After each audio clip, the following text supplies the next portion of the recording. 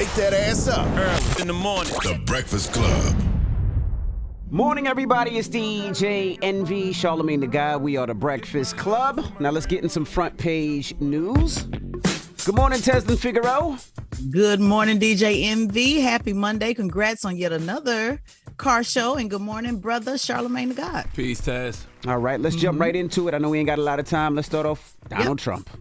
Yep, let's talk fast. Fulton County District Attorney Fannie Willis reaffirmed in a local news interview that she announced she will be making her decisions to charge former President Trump by September 1st in the investigation. Yet we knew it was coming, but she definitely said it's on the books by September 1st to overturn Georgia's 2020 presidential election result. Let's take a listen to what she had to say, and then I'll give you some more information on the other side.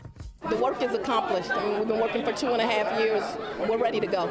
In preparation for what may be handed down, Willis has blocked off much of August for her and her team to work remotely, asking judges not to schedule trials or in-person hearings from August 7th to the 14th.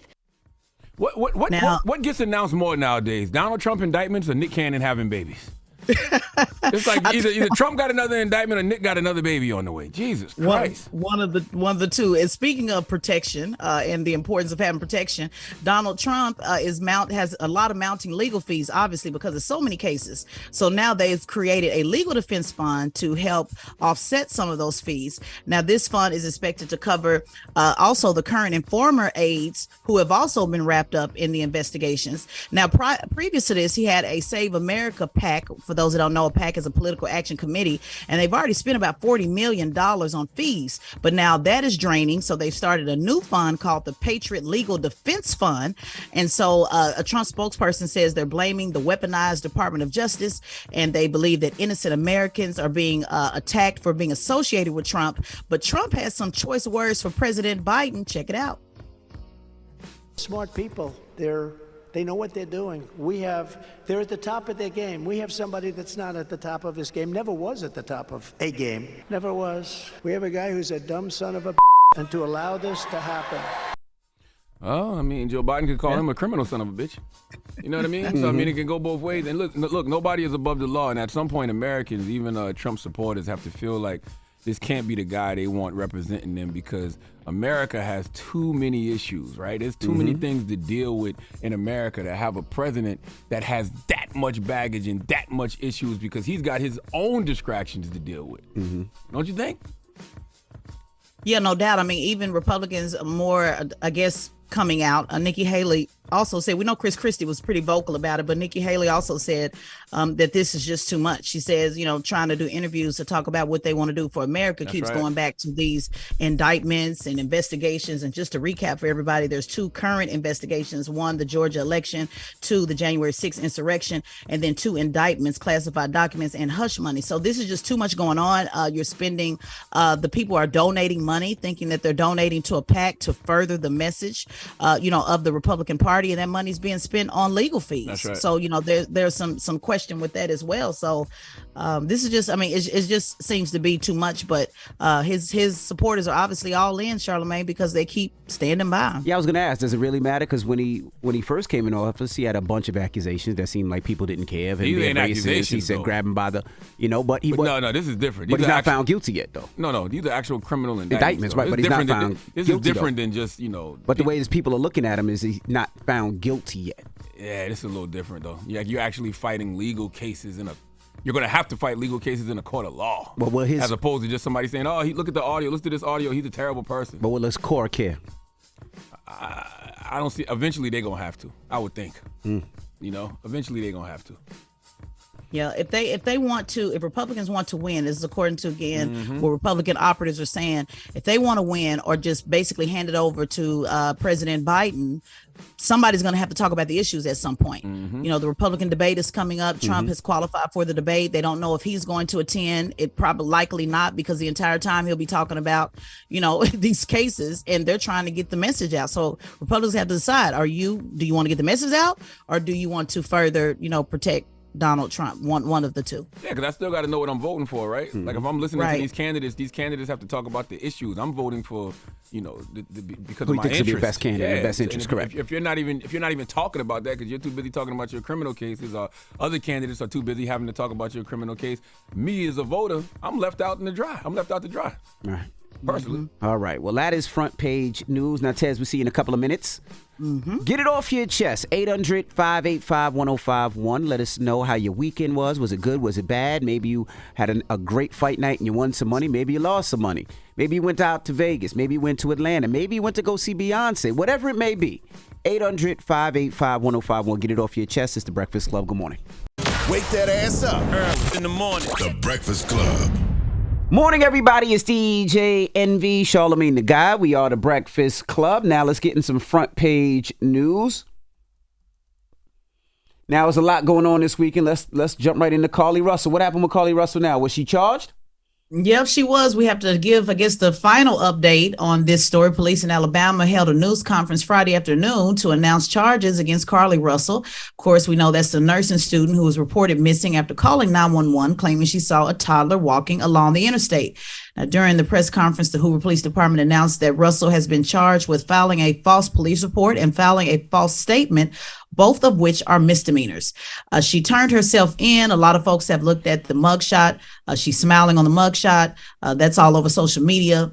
And she was released on a $2,000 bond, $1,000 for each charge. Now, the maximum punishment for the charges is 1 year in jail. The police department also said during the press conference, they know people are shocked and appalled that those are the only charges that she has. But they said that is, pretty much the limit that they can do with the current law. So you guys think that sounds fair? Yeah, that sounds about right to me. I didn't know that you could get a year for a misdemeanor though, but that sounds about right. I don't think anybody ever gets a year, but I think that's the maximum time. But did they ever speak out to say why? Was it, because, that's what everybody's been asking. Why? Why did she do what she did? Yeah.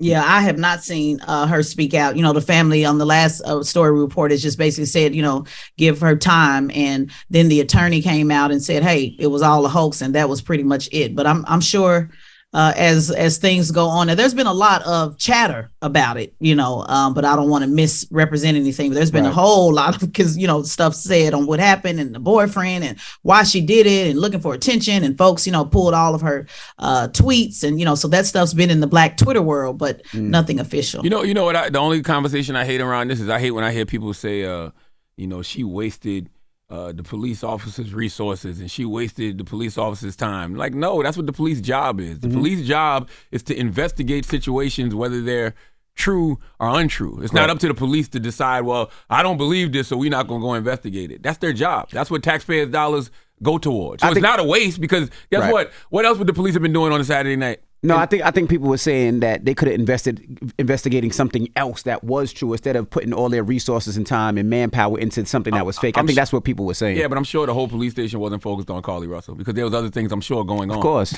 You know what I mean? Of course. And, it's just strange when I hear people say that. I'm like, no, we're not wasting their resources. That's their job. Their job is to investigate, potential crimes. Yeah, but I think people are saying, like, even if you had only 10 officers on that case, those 10 officers could have been on another missing person case or a crime or something else. Or they might not have been doing nothing but riding around in their patrol cars. You know what I'm saying? That's true, too. All right, now let's talk about this historically black fraternity that drops Florida for convention. Well, the oldest historical black fraternity, Alpha Phi Alpha, is relocating its planned convention in 2 years from Florida because of what it described as Governor Ron DeSantis' administration's harmful, racist, and insensitive policies towards African Americans. Now, the convention draws between 4,000 and 6,000 people and has an economic impact of $4.6 million.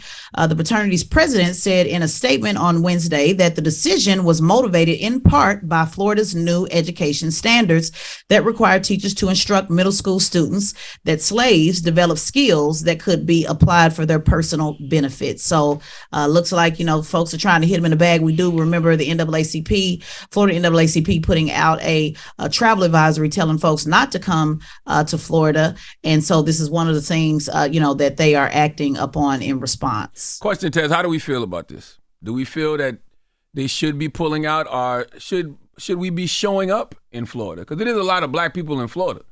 So when the NAACP says things like don't come to Florida, it's like those black people that are there, they can't up and move. So I don't know if we should be pulling out. I feel like we should be there in mass in protest. Yeah, and not even just in protest, in action. So I guess my position with this is two things can happen at the same time. If an organization is deciding to take a stand to say we don't want to contribute to it, okay, I get that. But like I mentioned on my podcast, the majority of Florida's money comes from Disney, and there's a very small percent of Black people that actually, when we look at the numbers, this is data, not me making it up. But when we look at the numbers that Disney pulls in, that is really, what runs Orlando, Florida. So although this will make an impact and this organization wants to take a stand, I don't know what it would be on a larger scale. But at the same time, Charlamagne, you're right. What are we doing to supplement that? Do want to give a quick shout out to Black History Saturdays in Tulsa, Oklahoma, started by my Push the Line trainer, Christy Williams. She started a program that teaches Black history every Saturday year round in response to similar legislation. So those are things we can do. And also, like you mentioned, taking care of the Black people there, the small businesses that would have benefited from this convention as well.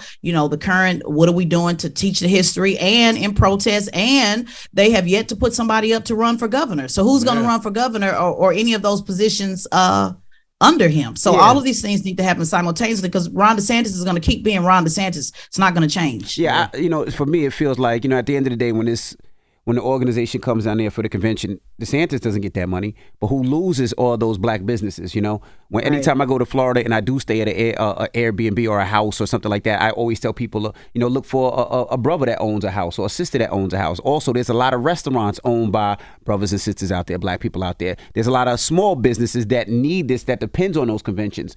At times like this, a lot of times I feel like we're hurting ourselves more than actually helping, because there's a lot of us that own businesses out there that we need this. And when Blacks usually come in town for those conventions, a lot of times we support each other. Yeah, and I feel like that frat dropping out of the Florida convention is what those racists and white supremacists want. We don't want y'all here, no way. Right. You know what I mean? So for me, it's like, why not show up, have your convention, but use that as a means of protest as well. Use that to spread awareness to all of those people that come to the convention. Use that as a bully pulpit. Right. All right. Well, that is your front page news. Thank you, Teslin Figueroa. Absolutely. And also, make sure you subscribe to Teslin Figueroa's podcast, the Straight Shot No Chaser podcast on the Black Effect iHeartRadio Podcast Network, and follow Teslin Figueroa on all social media platforms. All right. Now, when we come back, let's open up the phone lines, 800-585-1051. A lot of people were in Vegas for the fight. Cardi B was actually performing, and somebody threw a drink on Cardi B. Well, she responded by throwing the microphone that she was performing with at the person, and people were saying that she was wrong. Let's open up the phone lines. What's your thoughts? 800-585-1051. Let's discuss. It's The Breakfast Club. Good morning. Wake that ass up. In the morning. The Breakfast Club.